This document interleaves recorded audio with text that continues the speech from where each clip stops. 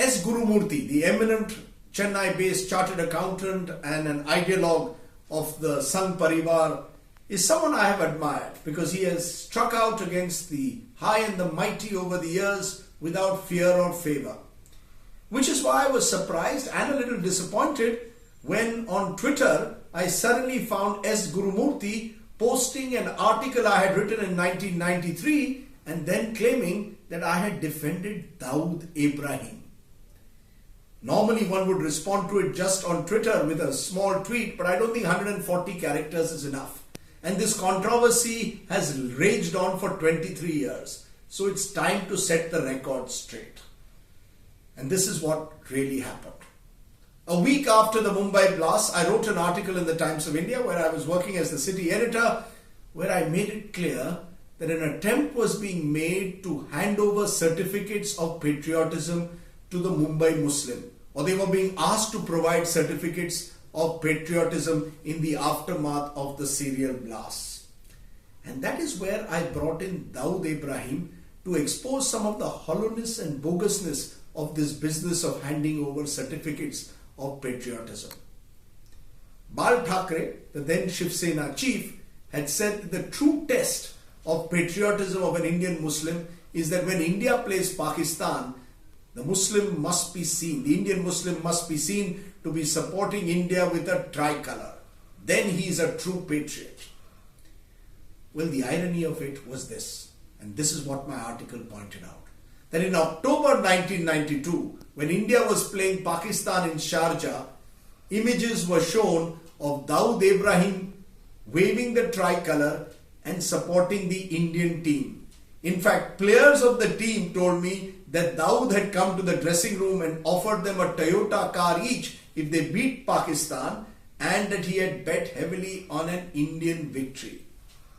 The point I was trying to make was that if we went by the Thackeray test of patriotism, then even Dawood Ibrahim would qualify as a patriot. The same Dawood who had blasted the city of Mumbai.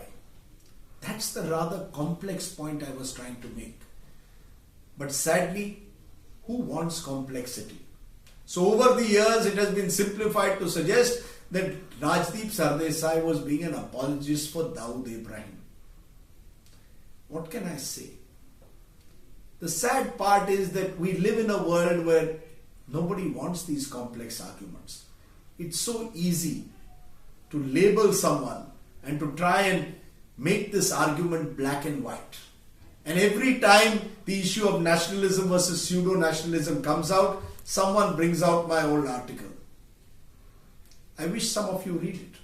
Please do. Because the attempt which is being made is an attempt that I will continue to make. That let's not fall into this trap of pseudo-patriotism.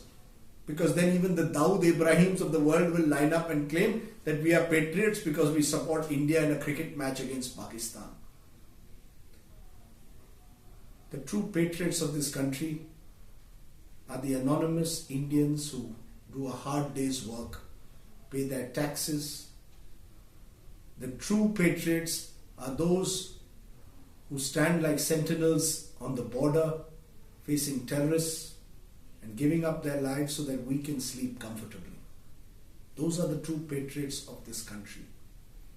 The true patriots are millions of Indians who are students, farmers, lawyers, professionals, just believing in the idea of India.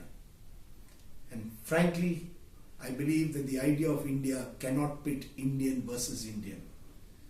That's what we must avoid. And that's what over the years I've tried to say, whether in 1993 or 2016. If that makes me anti-national, then so be it. As I said in a recent article,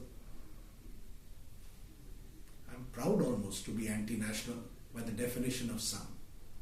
The truth is, I am a proud Indian, and I want this country's Indianness to be above all else.